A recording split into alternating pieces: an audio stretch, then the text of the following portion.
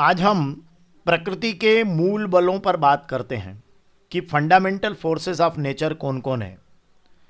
अभी आप कहेंगे कि बहुत सारे बल हैं, गुरुत्वाकर्षण का बल है, और हम तो अपने हाथों से सामान को उठाते हैं, धक्का देते हैं, तो हमारे पास पेशीय बल भी है ना।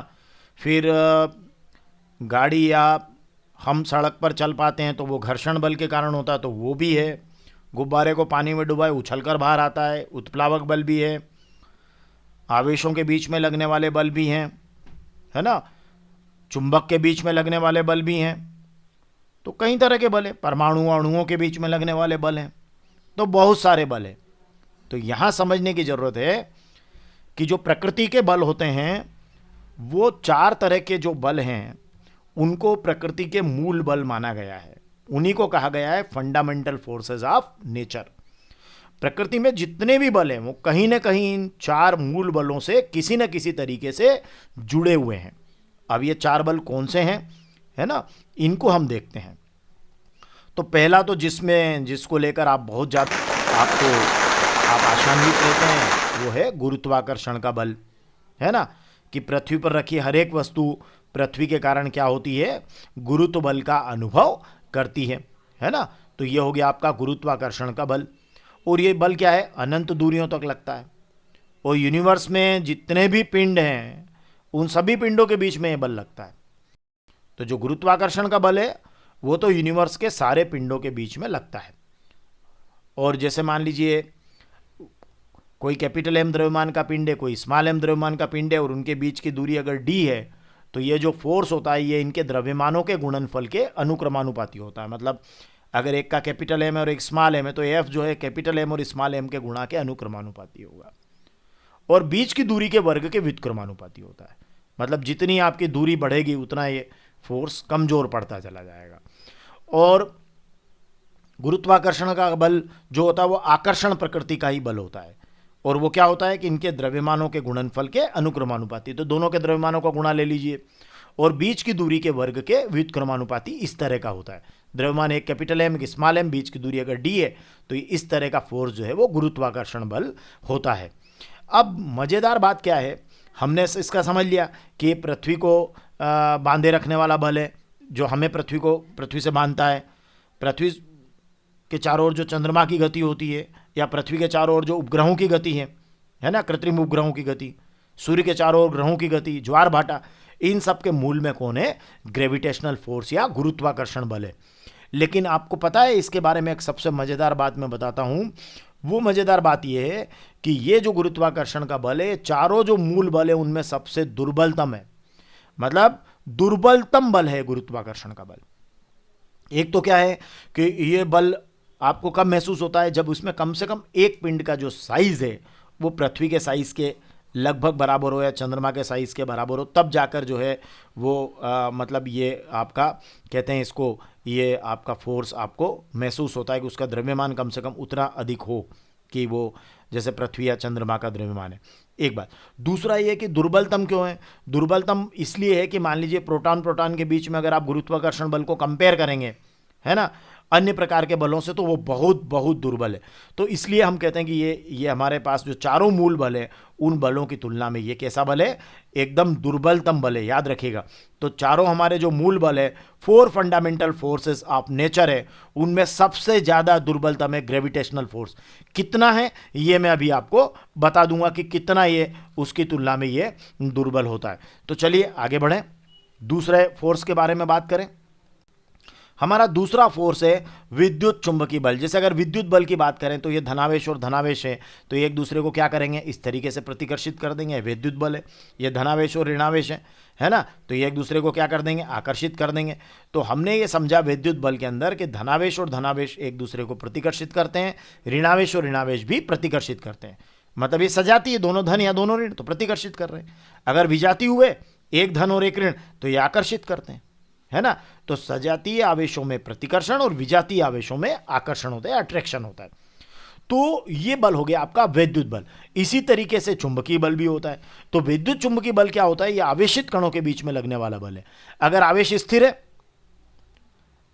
स्थिर है, जैसे मान लीजिए, देखिए यहां पर देखिए, आपने अपने स्वेटर से इस गुब्बारे को रगड़ा, इलेक्ट्रॉन स्वेटर से गुब्बारे में गए, है ना, स्वेटर पर धनावेश इलेक्ट्रॉन और गुब्बारे पर आया ऋणावेश। ओके, अब ऐसा ही आपने अगर 2 बार कर लिया तो 2 ऋणावेशित गुब्बारे हो जाएंगे। इनको पास पास लाएंगे तो ये क्या करेंगे, प्रतिकर्षित करेंगे। अरे धागे से बांध कर लटका दीजिएगा दोनों को पास पास, ये प्रतिकर्षित करेंगे।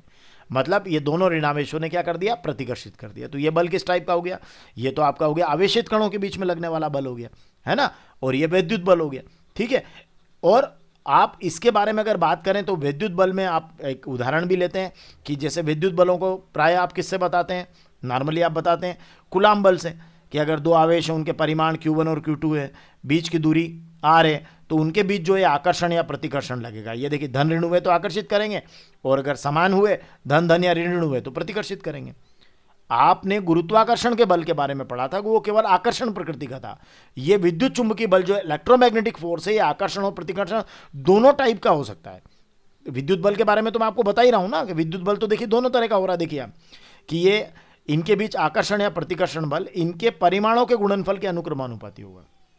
परिमाण कितने Q1 और Q2, इनके गुणनफल के अनुक्रमानुपाती होगा, और बीच की दूरी के वर्ग के व्युत्क्रमानुपाती होगा। तो आप इसको ऐसा लिख सकते हैं कि ये परिमाणों के गुणनफल के अनुक्रमानुपाती, मतलब अनुक्रमानुपाती Q1 Q2 के गुणा और बीच की दूरी के वर्ग के व्युत्क्रमानुपाती। मतलब जितना आवेशों का परिमाण ज़्यादा होगा ये बल उतना ही ज़्यादा होगा, दूरी बड़ी घटेगा ये। ठीक है, लेकिन अभी ये तो बात किसकी हुई, विद्युत बल की। ऐसा ही ये और किन आवेशों के लिए हुए, स्थिर बिंदु आवेश है, स्थिर आवेशों के लिए।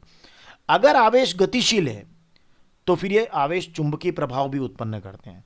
तो फिर ऐसे में वो चुंबकीय क्षेत्र में अगर आप इनको ले जाएंगे तो उन पर बल लगेगा, है ना, समझना। अगर आवेश गतिमान है तो वो चुंबकीय प्रभाव उत्पन्न करेंगे, और फिर उनको चुंबकीय क्षेत्र में ले जाएंगे तो क्या होगा, उन पर बल लगेगा, जिसको हम कहते हैं चुंबकीय लॉरेंज बल। तो एक बात हमको समझ, अच्छा फिर विद्युत बल और चुंबकीय बल इस तरह से आपस में एकदम बिल्कुल इतना म्यूचुअली गुथे हुए हैं कि हम इनको अलग अलग नहीं कर सकते। तो हमें इनको बोलना पड़ता है विद्युत चुंबकीय बल या इलेक्ट्रोमैग्नेटिक फोर्स। तो ये जो विद्युत चुंबकीय बल होता है, इलेक्ट्रोमैग्नेटिक फोर्स होता है, ये इलेक्ट्रोमैग्नेटिक फोर्स के बारे में अगर हम बात करें तो ये आपका जो विद्युत चुंबकीय बल होता है ये गुरुत्वाकर्षण और दुर्बल नाभिकीय बलों से अधिक प्रबल होता है। मतलब अगर प्रोटॉन प्रोटॉन के बीच में अगर बात करें, है ना, कि प्रोटॉन प्रोटॉन के बीच गुरुत्वाकर्षण बल को लें और विद्युत चुंबकीय बल को लें तो ये 10⁻36 गुना होता है उसका। अगर 2 प्रोटॉन ले लें और उसके बीच में गुरुत्वाकर्षण बल को नाप लें और उसके बीच में विद्युत चुंबकीय बल को नापें तो ये 10⁻36 गुना होता है ना। और ये आकर्षण और प्रतिकर्षण दोनों टाइप के होते हैं। अब क्या होता है कि जो हमारा जो यूनिवर्स है उसके अंदर मैटर क्या है, जैसे हम बात करें तो मैटर इलेक्ट्रिकली क्या होता है, न्यूट्रल होता है। जो भी द्रव्य होता है वो क्या होता है, इलेक्ट्रिकली न्यूट्रल होता है। तो इसलिए हमें जो गुरुत्वाकर्षण बल का फीलिंग ज़्यादा रहता है बजाय विद्युत चुंबकीय बल के। ओके, अदरवाइज हम कहेंगे कि विद्युत चुंबकीय बल जो है वो ज़्यादा प्रबल है गुरुत्वाकर्षण के बल से। चलिए तीसरे प्रकार के बल पर बात करें। जो हमारा थर्ड प्रकार का बल है वो है प्रबल नाभिकीय बल, स्ट्रॉन्ग न्यूक्लियर फोर्स। अभी प्रबल नाभिकीय बल ये आपके चारों मूल बलों में सबसे ज़्यादा प्रबल है, ध्यान रखना। अगर आपको कोई क्वेश्चन पूछ लें कि प्रकृति के 4 मूल बल कौन से, आप बता देंगे उसमें सबसे स्ट्रांग कौन है, तो आप बोलना स्ट्रांग न्यूक्लियर फोर्स उसमें, या प्रबल नाभिकीय बल जो है वो सबसे ज़्यादा होता है। ये बल है ना नाभिक में प्रोटॉनों और न्यूट्रॉनों को बांधे रखता है। मतलब इवन ये ऐसा नहीं है ये कि ये किस किस के बीच में लगता है, नहीं, ये आपका न्यूट्रॉन न्यूट्रॉन के बीच में भी, प्रोटॉन प्रोटॉन के बीच में, न्यूट्रॉन प्रोटॉन के बीच में। मतलब ये जो है ना, ये आवेश के प्रकार पर डिपेंड नहीं करेगा कि कौन प्लस है और कौन माइनस, इस पर डिपेंड नहीं करता। ये तो जस्ट आपका न्यूट्रॉन न्यूट्रॉन के बीच में भी लग जाएगा नाभिक के अंदर, प्रोटॉन प्रोटॉन के बीच में भी लग जाएगा, न्यूट्रॉन प्रोटॉन के बीच में भी लगेगा। मतलब वो समान रूप से काम करता है, वो आवेश के प्रकार पर डिपेंड नहीं करता। ओके, इलेक्ट्रॉन इस बल का अनुभव नहीं करता है क्योंकि एक्चुअली ये 10⁻⁻15 मीटर तक की दूरियों के लिए लगता है। तो इलेक्ट्रॉन चूंकि आपका उस पर ये बाहर हो जाता है तो इलेक्ट्रॉन पर ये वर्कआउट नहीं करता। तो ये याद रखिएगा कि इलेक्ट्रॉन इस बल का अनुभव नहीं करते हैं। केवल नाभिक के जो नाभिक में जो है वो प्रोटॉनों और न्यूट्रॉनों को बांधे रखने वाला बल है। मतलब भारी मूलकण जिसको हम न्यूक्लियॉन कहते हैं, प्रोटॉन और न्यूट्रॉन, उनके लिए बल आपको बताना है प्रबल नाभिकीय बल। आजकल को क्वार्क थ्योरी भी आ गई है, लेकिन अभी हमारे मतलब स्कूल स्टैंडर्ड तक हम ये कहेंगे कि ये केवल ये बल जो है वो भारी मूलकणों न्यूक्लियॉन्स के लिए काम करता है। और 10⁻⁻15 मीटर तक के लिए ये हमारा वर्किंग में आप इसको बता सकते हैं। और सबसे मज़ेदार बात आप बताइएगा कि ये प्रबलतम बल है ना। तो प्रबल नाभिकीय बल क्या है? प्रबलतम बल है। और गुरुत्वाकर्षण बल क्या था? दुर्बलतम बल था। ओके, अब चौथे नंबर पे आते हैं। नेक्स्ट है हमारा दुर्बल नाभिकीय बल, वीक न्यूक्लियर फोर्स। लेकिन ये वीक तो है पर वीकेस्ट नहीं है। वीकेस्ट तो कौन है? गुरुत्वाकर्षण का बल है ना। तो ये चलिए, दुर्बल नाभिकीय बल मतलब वीक न्यूक्लियर फोर्स। तो अब ये यहां देखिए, इसमें एक मजेदार बात ये देखिए, ये यहां नाभिक है, ये परमाणु है आपका। तो इसमें क्या होता है कि जब बीटा क्षय होता है, तो बीटा क्षय की स्थितियों में क्या होता है कि बीटा क्षय की स्थितियों में नाभिक से एक इलेक्ट्रॉन और एक का आपका क्या होता है, एक अनावेशित जो है हम कहते हैं न्यूट्रिनो आपका निकलता है। तो वो ये जो उस समय जो है, उस समय में यह बल होता है, इसको हम बोलते हैं दुर्बल नाभिकीय बल। मतलब ये थोड़ा सा और ज़्यादा कहते हैं कि शार्ट रेंज में आपका आ जाता है। तो हम 10⁻16 मीटर तक की रेंज के अंदर ये चला जाता है। ओके, तो याद रखिएगा कि ये आपका और ज़्यादा छोटी रेंज के अंदर जाने वाला बल है।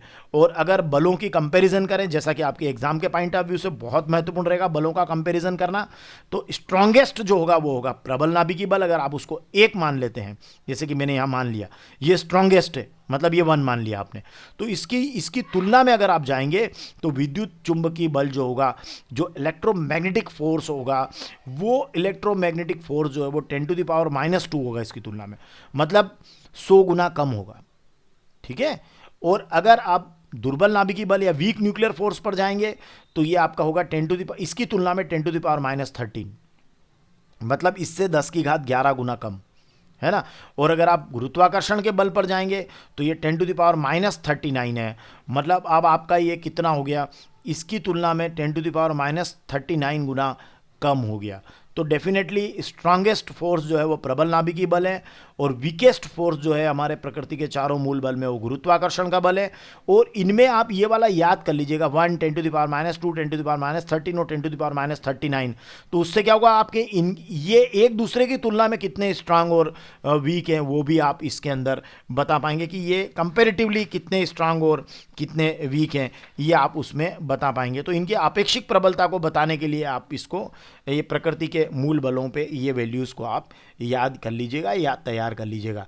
तो चलिए, हमने प्रकृति के चारों फंडामेंटल फोर्सेस के बारे में पढ़ा। मुझे उम्मीद है आपको ये बहुत पसंद आया होगा। धन्यवाद।